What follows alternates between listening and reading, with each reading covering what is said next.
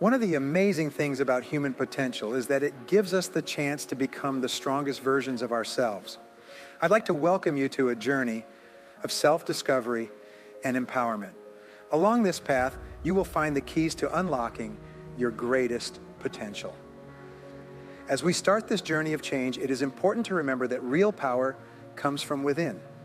Outside praise or financial things don't measure it. What does is how strong, resilient, and clear-headed we are on the inside. You need to tap into the source of promise that lies deep inside you if you want to become the strongest version of yourself. The goal is to use the power of resolve, discipline, and self-mastery to reach your biggest goals and dreams. Throughout history, many people have become famous by letting the power inside them shine. Their stories show how the human spirit can change things, from visionaries who tried to go against the grain to trailblazers who made new paths where none had existed before. As we start this trip together, let's let go of the things that hold us back, like fear and self-doubt. Let's be excited about all the options that are out there for us and fully commit to reaching our full potential. By doing this, we shine a light on the way to becoming our strongest selves. You have a current idea of who you are and a dream idea of who you could become. The second one is a picture of the person you want to be. Brian Tracy is about to give an important speech. Take it easy, write things down, and watch the whole movie to make sure you don't miss anything important that could change your life. The ideal self is made up of the traits of all the people, both men and women, you have admired throughout your life. That is, assuming you read biographies and autobiographies of real people instead of superficial ones about drunk rock stars and other people. When you read about wonderful people from poor beginnings like Madame Curie, Thomas Edison, or Mother Teresa, who went on to do great things, you start to want to be like them. You take on their traits as if they were a part of you by learning about their stories and qualities. So, when you're in situations that call for bravery, drive, or happiness, you picture yourself acting like the people you look up to. You develop a higher and clearer mental ideal as you read more stories about famous people. This goal becomes the model you use to judge your own progress. Then there is a dynamic conflict between the person you are now and the person you want to be. Becoming is very important. Know that someone who thinks they're great isn't really willing to get better. When someone thinks they are their best self, they often don't have the unconscious urge to be more like them. This is the reason why you should think about and talk about the people you respect. For many young people today, the worst thing is that they look up to heroes like divas, rock stars, basketball players, dancers, and more. Those are the people they look up to. You can also ask, who do they look up to? Who do they look up to? What do they talk about? What do they watch? Who do they play again? Who do they talk about? And so on. And that's not good for you because these people aren't good examples for kids. People shouldn't look up to them. When I was growing up and coming from a bad home, role models, mostly guys, took me in and changed my life in big ways for the better. They became examples for me, and I still look up to them after all these years. I remember that I wanted to be someone they would like. Someone once asked Somerset Maugham why he wrote so much, and he replied with a beautiful line that I think fits life. He said, "I write to earn the respect of the people I respect." I've learned that's what we do in life too. The things we do are meant to earn the respect of those we value, and make sure you don't lose their respect. There are many of us who would do terrible things and give up a lot to keep the respect of someone we value. It's very important to know whose respect you value, who matters the most to me. Whom do I really care about? Then you think about what you should or shouldn't do to get or keep this person's respect. You don't need to know them. They can be great people. What you think about yourself now is different from how much you like yourself, which is your self-ideal. Also, I found something interesting. This is your self-image and this is your self-ideal. You are now the best person you could be. The two are constantly tense with each other. Your self-esteem goes up every time you do something in the present that fits with the person you want to be. You care more about and like yourself more. In the short run, your self-esteem goes down every time you do or say something that irritates, angers, or makes you irritable. Or every time you change from the person you really want to be. Since this is the case, great people are always trying to change how they act to become more like the person they most admire. You like and respect yourself more every time you do something that makes you more like the best person you can be. being the things that you know other people will respect. The things that the people you admire the most would show becomes a way of life. It's not small, but it's very big. The difference between how you see yourself and how you want to be is a big part of your self-esteem. If this gap gets smaller, it means you feel good about your self-worth. If it grows because you said or did something you don't like and are aware that you're not happy about it, your self-esteem will go down. Your self-esteem and confidence will go up if you try to be like your dream self. And when someone says nice things about you that make you feel like a better person, you're really happy because you know you're getting closer to your big goal. Before you can change how you think about yourself, you have to first see the change as something you want and need. Remember how we said that you have to really want to change a light bulb? You have to think that changing is good, something you want, and something you have to do if you want to reach your full potential. Being a very well-controlled, organized, and positive person is part of your self-concept. You might say, this is essential if I want to have the most influence in my circle, or even become a great salesman. If you see yourself as wanting to be very organized and know that you need to be organized to do well in a competitive business, then you see it as both desirable and important. The thing that moves you forward is passion. Second, begin to picture yourself as you want to be. Think about it some more. The nice guy, John Irov, made a program called The Inner Game of Financial Success. He got a call from a writer named Timothy Galway, who wrote Inner Tennis 30 years ago and has since written Inner Golf. What he says fits perfectly with what we're learning here. He said that think like you're already a tennis world winner if you want to get better at the game. Think about how you would act if you were a world winner and then act like you are one. Interestingly, your ability gets better. If you pretend to be a world winner while you play tennis, you'll get better. Think that you're already a great player if you want to get better. Think about how much you like this. You'll get better at golf if you pretend that you're already a great player. He calls it the inner game of tennis. You can call it the inner game of golf. I told you about my friend who was really good at karate and helped them picture themselves being great at what they wanted to do. Do not be tense or worried. Instead, think of yourself as a winner and one of the best people. People have come to see you because you're so good at what you do. He did very well, got better grades, and won more events than he had before when he went up there. He said it was simple. It was easy because your mind orders everything you do so that it fits with this new picture. Start picturing yourself and make clear pictures in your mind. A picture you imagine is an order to your subconscious mind. When you picture yourself doing your best, your subconscious mind plans your actions and behaviors to match the picture you just fed it. It's almost like the picture is the command or the seed, and your thought is the garden. Your subconscious mind makes the action you think about happen. How people see themselves is a very interesting field of study.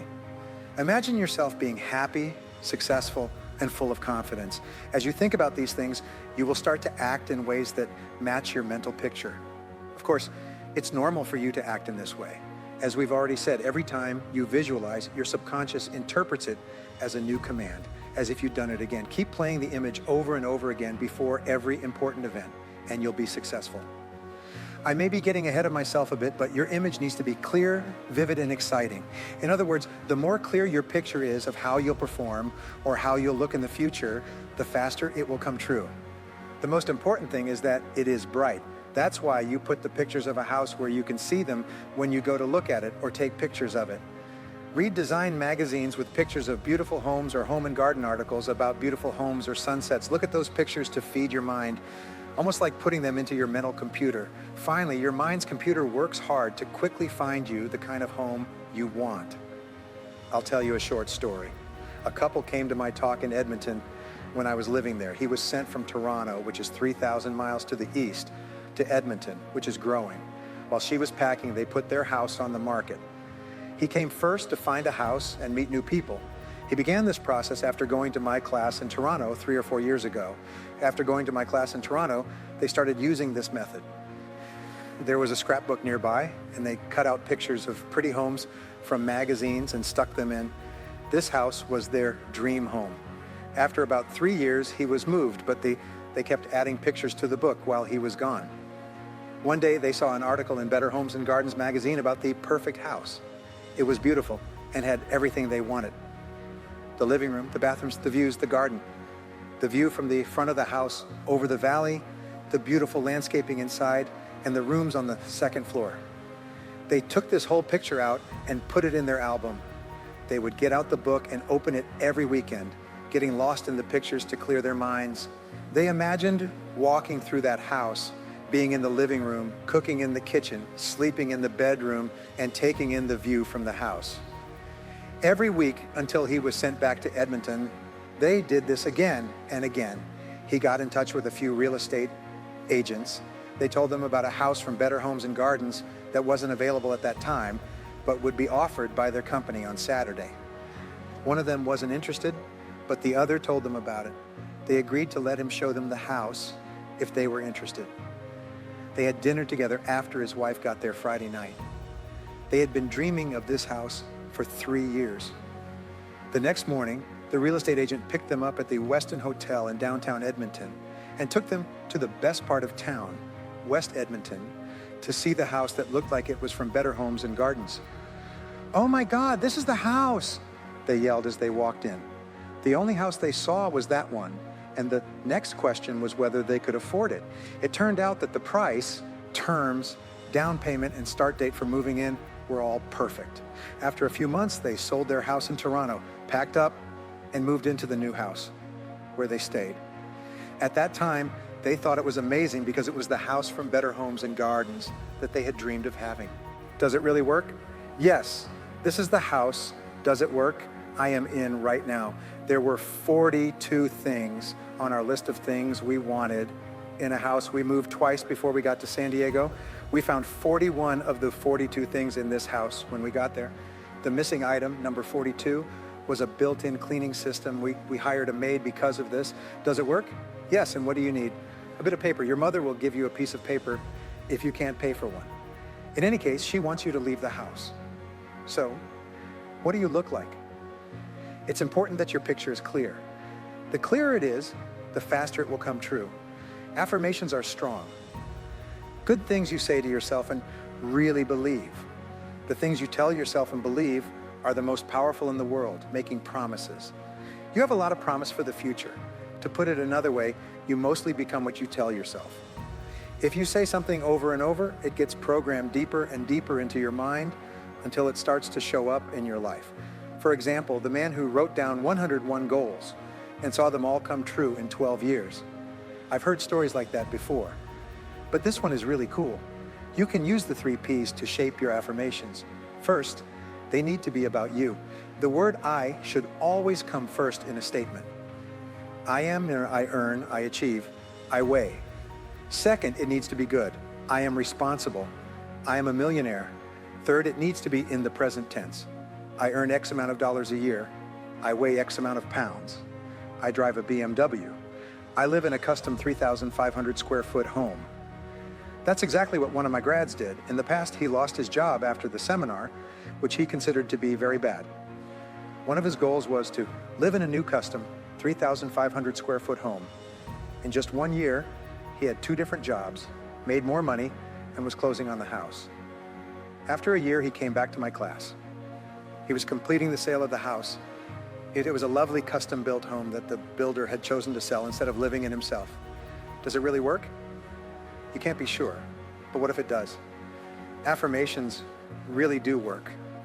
When you talk to yourself, always be nice. When you write down your goals, say them out loud. I earn this amount of money, I weigh this amount of pounds, I live in such a house, I have such a net worth, and more. It's important to say your mantras out loud. It's 2 or 3 times more powerful to say something out loud than to yourself. That's why football leaders say, okay, what are we going to do? We're going to beat them out loud before a game. It gets them more excited than whispering it to themselves. This is what you should say to yourself or read out loud in front of a mirror. I like myself. I can do it. I feel great. When I say this out loud and share it with other people, I always say, I feel great when they ask me how I'm feeling day or night. Even when I was getting treatment for cancer last year, it was still a very interesting time. I told people I felt great when they asked how I was. It might not have been fully true, but I told you the truth ahead of time. It is very important to speak out loud. Just saying your statement out loud makes it 80% more powerful. The 6th P takes on the job. Be the person you want to be by acting like you already are that person. Do what they say and how they walk. When salespeople go to see a client, I tell them to imagine that the client is very wealthy. This way they will really make an impact, that they are worth $100 million, but one of their hobbies is going to see people for a friend who owns a business. Making sales calls is fun for them because it lets them meet new people. They act like they're worth $1 billion and don't care if the person buys or not. They like to talk to them, find out what they need, and help them if they can, even if the customer doesn't buy. Because they are rich, they don't care much. They only do it for a friend. This mindset of, I am already rich, takes away the desperate sound in your voice. Take on the part. Act like you are already that person. Act like you're already well known if you want to become well known. Behave like you're already well known. We already said that feelings will lead to actions, and actions will lead to feelings. Taking on the part and walking, talking, and acting like the person you want to be will make you feel that way, and you will act that way. After that, the way you act will make you feel that way. This idea of reversibility is very strong. Make it seem like you're already great. If you want to feel something, you can act like you already have it. Fake it until you make it is what we say. Even if you only act like you have the quality, you will start to feel it in minutes. You will start to feel strong if you act like you are. You will start to feel happy if you act like you are happy. Finally, take on the role. The four are to picture, confirm, speak out loud, and act as if you have already reached your goal and are a huge success. As we get closer to the end of our trip, keep in mind that becoming the strongest version of yourself isn't easy. It takes determination, persistence, and a strong desire to grow as a person. Don't give up though. Every step you take forward brings you closer to reaching your full ability. Enjoy the trip, be happy about your wins, and learn from your losses. That's because real power is made in the fire of experience. May you never lose sight of the amazing power that lives inside you as you continue to walk this road. You have the power to become unbelievably great and to change your fate in ways that fulfill your deepest desires. You have the courage, strength, and drive to get past any problem that stands in your way. So go out and do it with confidence. If you want to become the most powerful version of yourself, you need to accept your power, your potential, and the end